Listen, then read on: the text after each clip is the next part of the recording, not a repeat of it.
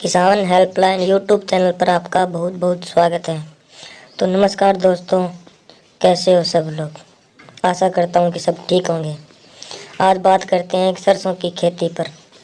तो नमस्कार किसान भाइयों, आशा करते हैं कि आप सब अच्छे होंगे। कुछ जगह पर अब की बार मौसम की वजह से कपास की फसल खराब हो गई और कुछ जगह पर कपास की फसल काफ़ी अच्छी चल रही है।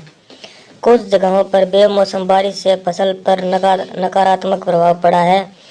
फिर भी आप सबकी मेहनत से कपास की फसल अच्छी चल रही है। यही प्रार्थना है, उम्मीद है ये सीज़न सबको कम से कम नुकसान हो और सीज़न अच्छे से अच्छे ख़त्म हो।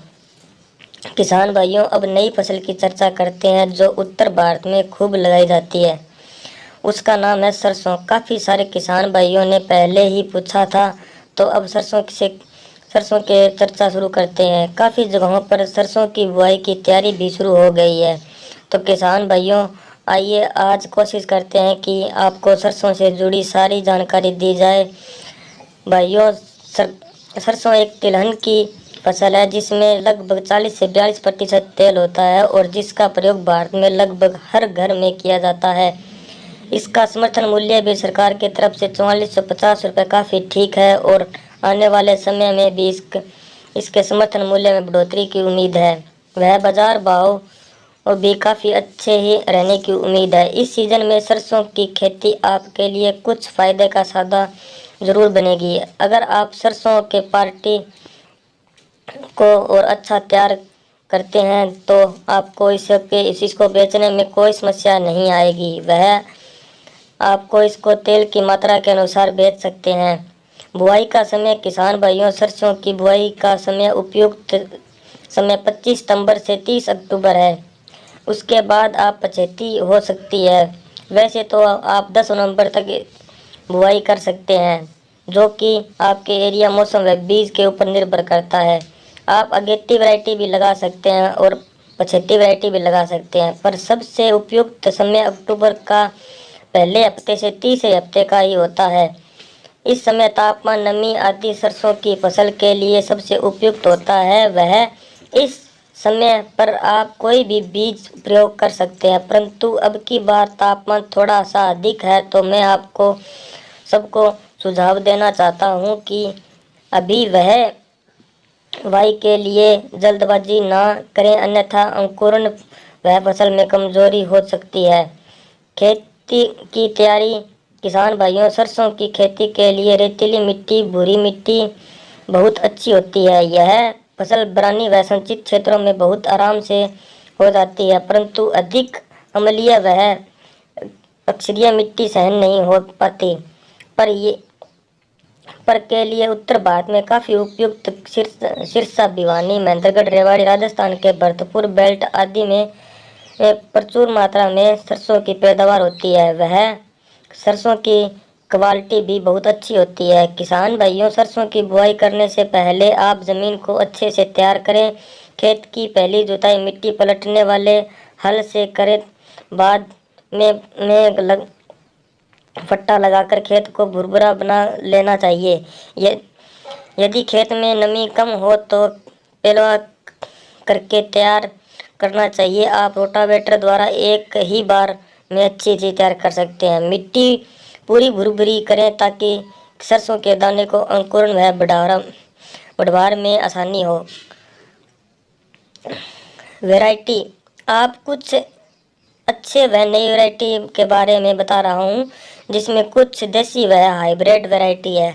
आप इनमें से देखकर प्रयोग करें। यह मुख्यतः सिंचाई वाले इलाकों के लिए है। RH 725 25 अक्टूबर तक बीजी जाए में बहुत अच्छी है। पाइनर 4542 4546, एडवंता 414, गिरिराज बायर 5222 5121, श्री राम की 1666, लक्ष्मी RH 8812, RH 749, फिर है RH 30, RH 0406, RH 725 बरानी क्षेत्र के लिए। बुआई से पहले बीज उपचार आवश्यक है, जो अलग अलग समस्याओं को आने से रोकता है।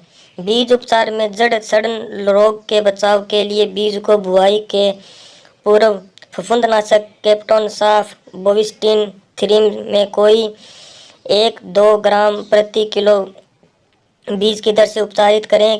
कीटों से बचाव हेतु 70 WP 10 मिलीमीटर प्रति किलोग्राम बीज दर से उपचारित कर सकते हैं। बीज की मात्रा किसान भाइयों, सिंचित क्षेत्रों में बीज की मात्रा 900 ग्राम से 1 किलो रहती है। बिरानी इलाकों में इसकी मात्रा 1200 से 1500 ग्राम रखना चाहिए। खाद, आप सरसों की बुआई के समय आपको 2 मुख्य योजनाओं के तहत खाद का प्रयोग कर सकते हैं। पहला तरीका है जिसमें हम खेत में DAP, पोटास व सल्फर खेत को देते हैं। इसमें रहता है जो कुछ किसान इसमें साथ में यूरिया भी डाल देते हैं। वैसे तो यह भी सही है, परंतु इसके लागत काफ़ी ज़्यादा हो जाती है। DAP 40 kilogram, sulphur 5 kilogram, 20 kilogram urea. इसी काम से एक दूसरा तरीका वह अनुपात इस प्रकार है जो ज़्यादा कारगर वह सस्ता वही है। SSP 125 kilogram, urea 25 kilogram. इस फार्मूले में आपको सल्फर का अलग से प्रयोग करने की आवश्यकता नहीं है, क्योंकि सिंगल सुपर फास्फेट में सल्फर की अच्छी मात्रा मौजूद है। वह धीरे धीरे वह देखो मिलती भी रहती है, जिसमें ज़मीन भी काफ़ी अच्छी रहती है। इसमें आप थोड़ा बहुत जिंक भी मिला सकते हैं। अगर आपने इससे पहले वाली फसल में जिंक का प्रयोग किया है तो जिंक का प्रयोग ना करें। सिंगल सुपर फास्फेट अच्छी क्वालिटी का ही प्रयोग करें।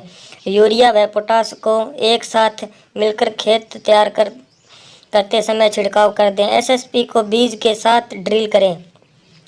अगर आप बुआई से पहले देसी खाद का प्रयोग करते हैं तो आपकी पैदावार में लगभग 5 से 7% वृद्धि जरूर होगी।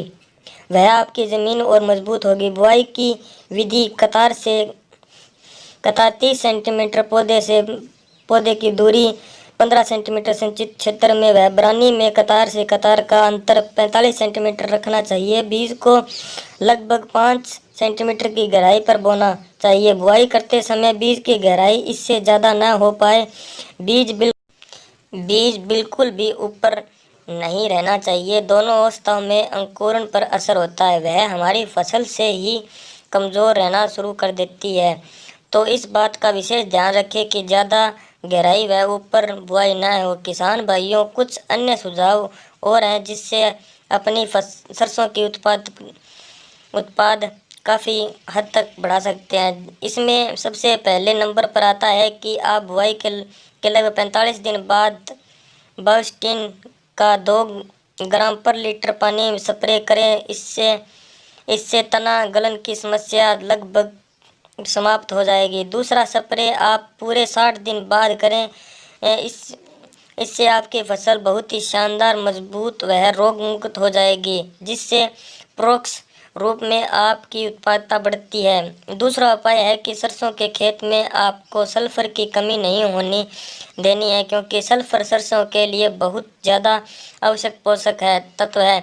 आप बीच बीच में सल्फर पानी के साथ दूसरे पानी वह थोड़ी सी सल्फर खेत में अवश्य दें, क्योंकि वह फफूंदीनाशक का भी काम करती है। तीसरा उपाय जो आपको बता रहा हूँ कि आप अपने एरिया में जो किसान भाई मधुमक्खी पालन करते हैं उन्हें अपने बॉक्स लगाने के लिए आमंत्रित करें।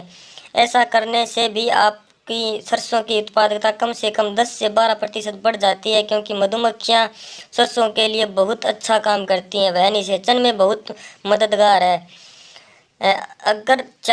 अगर आपको सरसों की खेती को फायदेमंद बनाना है तो आप पीली सरसों का एक विकल्प के तौर पर प्रयोग करके देख सकते हैं, जिसका तेल औषधीय गुणों की वजह से काफ़ी ऊपर बिकता है। वह इसका भाव लगभग आज भी 6,000 के आसपास है। इसका उत्पादन थोड़ा कम होता है, परंतु यह काफ़ी फायदेमंद हो सकती है।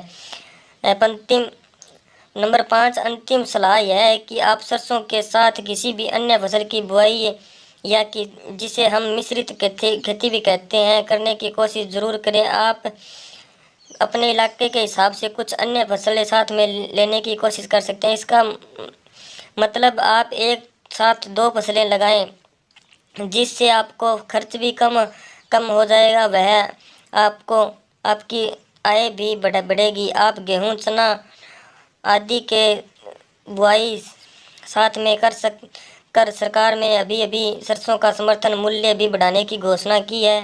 पिछले सीजन का MSP 4450 जो बढ़ाकर 4650 कर दिया गया है। अगले सीजन में भी तिलहन फसलों के काफ़ी अच्छी रहने की उम्मीद है और अगली बार सरसों की फसल बेचने से पहले पहले उसके सैंपल सरसों की लैब में ज़रूर चेक करवाएं, ताकि आपको उसमें तेल की मात्रा का अंदाज़ा हो जाए, जिससे आप उसे बेचते समय अच्छा मूल्य प्राप्त कर सकते हैं। किसान भाइयों, आप सभी अपनी लगन व मेहनत से अधिक उत्पादन लें। वह कोई समस्या या कोई सुझाव अगर आपको देना चाहते हैं या अपना कोई अनुभव बताना चाहते हैं तो ज़रूर लिखें। समय समय पर आपको सरसों के बारे में अन्य जानकारी दे दी जाएगी। इस पोस्ट को अधिक से अधिक शेयर करें, ताकि अन्य किसान भाई को भी सही समय पर सही जानकारी मिल जाए। बहुत बहुत धन्यवाद।